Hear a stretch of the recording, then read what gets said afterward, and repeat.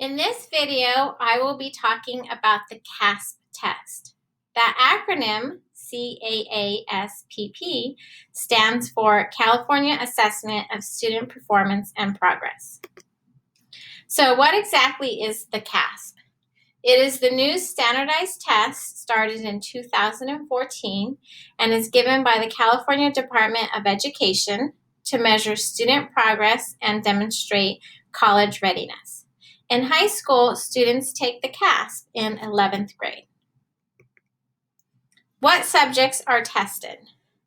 Students will take the CAASPP in both ELA, or English Language Arts, and math class. The Interim Comprehensive Assessment, or ICA, will be given in the fall around October, and that is a practice test for the CAASPP. And the summative test will be given in the spring around March or April. The summative test is the test in which the scores are recorded for students. How is the CAASPP organized? There are two parts. Both for English and math, there are two parts. The first is the Computer Adaptive Test, and for short, that's called the CAT. And the reason why it's adaptive is because it adapts to how students do. If a student starts getting a lot of questions wrong, then it'll get a little bit easier. If a student gets all the questions correct, then it will get harder to challenge the student. Now, you don't want to purposely get questions wrong to get an easier test, because in the end, your score will be based on how rigorous or difficult and challenging the questions are. And the second part is called the performance task, or PT. So I will go ahead and talk about those a little bit more in detail. First, we have the Computer Adaptive Test, or the CAT, and that is what you might consider as the multiple choice portion of the test, and that is around 45 questions. Now, the thing with this is that you're used to, with multiple choice tests, just choosing the one correct answer. But that is not the case with this test. There are different kinds of questions that don't just require you to choose the one right answer, and I will be going over some of those samples in a little bit. You do have some online tools available. That is a glossary, a digital notepad, and an answer review. Now, the performance task, or the PT, is considered the essay portion of the test.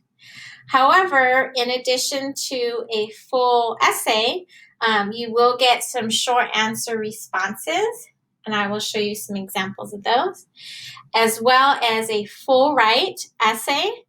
And the types of essay or writing that you could be asked to write is either an explanatory or an argumentative. And it could either be an article, a letter, or a regular essay. So what exactly do the scores mean? Well, you will get two different scores. You'll get one for English and one for math.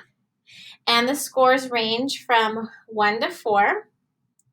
Students will receive the results in the mail during the summer before their senior year. And those results will help you decide which senior English class you would like to choose. And students who receive a score of 3 or 4 in English possibly could receive a 10% grade boost for their semester 2 final grade. And again, that is teacher discretion.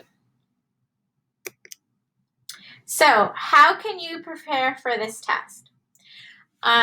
Typically, students will complete a practice test in the fall around October. And this practice test mimics the real test. Students will be able to experience the logistics of taking the test on the computer, as well as being able to see what the test questions will be like. And it is important for students to try their best on the practice test, because the results will be a strong indication of how they will deal on the real test and help the teacher review areas of weakness. Now, as I said, typically students will complete a practice test in the fall in October. But because we are currently in a global pandemic and we are doing distance learning. The logistics of taking this test online are not possible currently. So I will be doing as much as possible to prepare you for this test, given the conditions that we are currently in. Okay, so during the first quarter, I will teach you how to write an explanatory essay. And then during quarter 2, I will teach you how to write an argumentative essay. Since those are the 2 types of writing that are typically asked of students, you will be prepared whichever type you get. Okay, and as far as how do you know which type you're going to get, it totally is random based on the computer. So even your teacher will not know the topic or the type of writing you will be asked. Again, it is completely random when you log into the system. So let's take a look at some of these resources so that if you want to start preparing on your own, you can. Like I said, this quarter, I will teach you how to write an explanatory essay. Second quarter, an argumentative essay. And then second quarter, we will be doing some of the practice questions for the multiple choice or the CAASPP part in class. Okay, but if you want to start reviewing on your own, let me go ahead and walk you through some of these resources. So here we have 3 different resources. The first is the link to the online practice test. Okay, so when you click on CAASPP.org, and this is anybody can go onto it. You don't necessarily need a password for teachers and students. When you click on that, here's where it's going to take you. And you can see it says, welcome to the CAASPP portal. So if you went to practice and training tests, again, anybody could do this. You would go to student interface practice and training tests. And since this is open to anybody, you don't need a special sign-in. You're just signing in as a guest user and guest session. So you would just then click sign in. And then you would select your grade, which is grade 11. So if you happen to be a 12th grader, you won't take the summative test in the spring, but you will still be required to do the practice as part of your English 5-6C grade. And then when I click grade 11, you can see there's lots of different training tests available for you. Here are the ones for English, and then here are the ones for math. Okay, so let me show you the 2 training tests or practice tests for English. First, this one here, the ELA practice test, this is preparing you for the CAT or computer adaptive test. And the settings will be pre-plugged in, so we're just going to leave those and press select.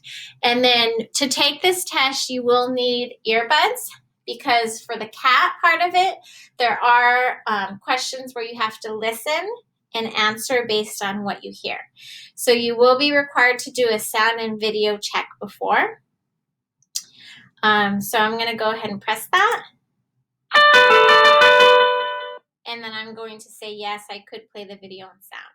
If you could not, then you would not be able to log on to the test because you would not be able to listen to the listening parts. These just tell you about different test settings in a help guide, but I'm going to go over that with you and begin test now. Okay, again, I have no special credentials logging into this site. Anybody can do it.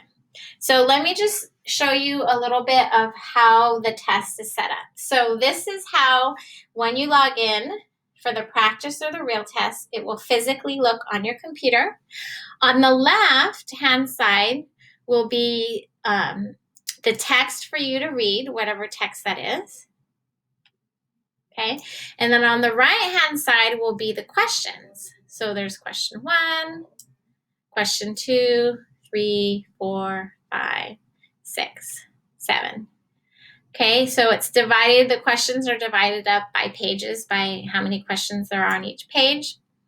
Let me show you some of the tools. If you click this here, it'll make this part bigger so that you can kind of just concentrate on what you have to read. If you click this here, you can highlight a section so you can focus on that. Over here, you can mark a question for review. That'll put a flag. That means you want to come back to it later. Here's my digital notepad. Some of the questions you'll see, like this one, you can barely see there's like a faint box. That means you can click on it and it'll give you a glossary of what that means. Not every word has that. For you to know which ones do, again, you can notice that there's kind of, you can see there's like a little box around it. And then there's a line reader, kind of like a highlighter.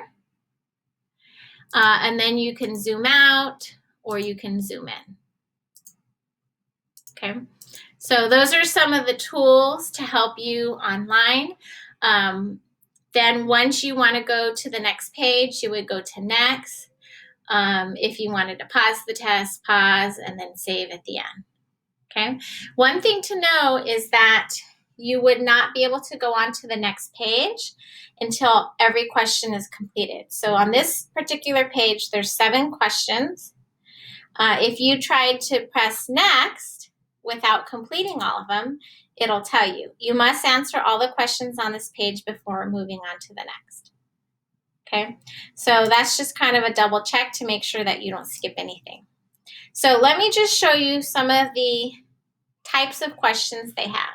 Again, you're probably used to taking tests where there's one right answer, but let's just take a look at a couple of these. Here, click the 3 sentences that best support this conclusion. So you're actually having to click on sentences. This is very different than just a regular multiple choice question. And notice, it tells you how many you have to do. If you only clicked 2 and you tried to move on, it wouldn't let you. And you may not know why, and it's because you had to click 3 sentences. Here's another one. Click the 2 sentences. This one is a typical multiple choice. Here we have a short response. You're actually having to type your answer in. This one has 2 parts to it. This one, you have to select 3 options. Again, if you only selected 2 and you tried to move on, it wouldn't let you because you didn't do what it asked you to do. And then here has 2 parts to it. So I just wanted to show you that to let you know it's not the typical multiple choice, choose the one right answer that you are used to. And then let's just briefly look at the essay portion of it. Just so you can see what that looks like. So now I have to go back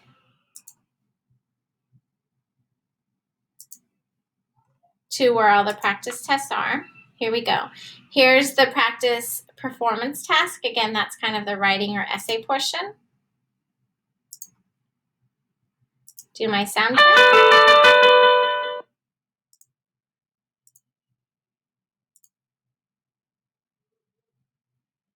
So for the essay portion or the writing portion, you actually will have some short responses before you can actually get to the full right essay. But here you have all the sources. Typically, there are 4 to 5 sources that you have to read. Okay. So you'll have to read those on the computer. It tells you there was source 1 we just passed. Here's source 2. Here's source 3. Here's source 4. Okay, that one has 4 sources. Again, you can make this bigger so that it's easier for you to read. It'll tell you at the very beginning what your task is. Okay, and then you can see the short responses. Here you have to type in your response. Here you have to click some boxes. And then I'm just going to type something in because, like I said, it wouldn't let me go to the next page. And then it lets you know you've reached that end. Once you proceed to the next part, you won't be able to go back. So I'm okay with that. And it It's just a double check letting you know you're leaving. Once you go on to the next page, you can't go back.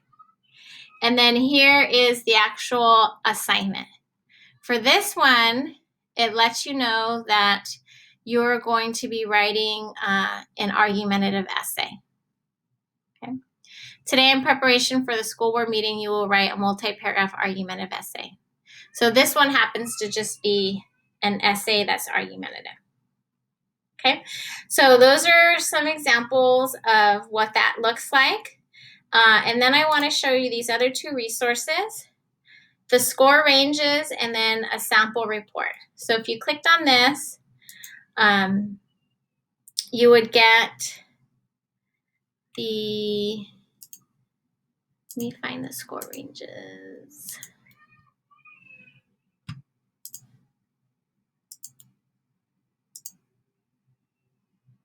Okay, you'll notice that students start taking it in 3rd grade. So my son, who's in 3rd grade, will actually start taking the CAASPP this year.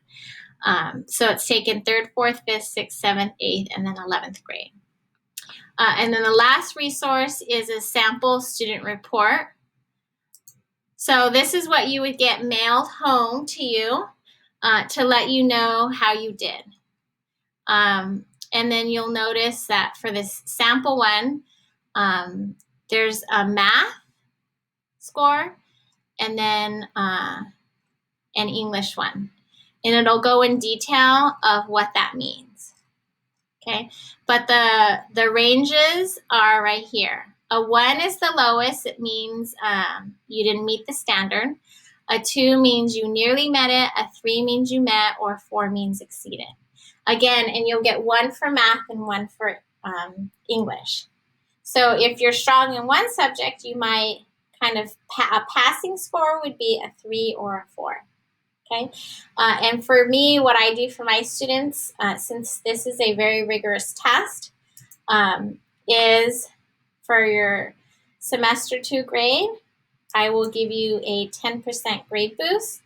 Now, since you don't get your scores until the summer, I would go back and change your grade. So let's just say for the final grade for semester 2 or quarter 2, you got an 80%, which is a B minus.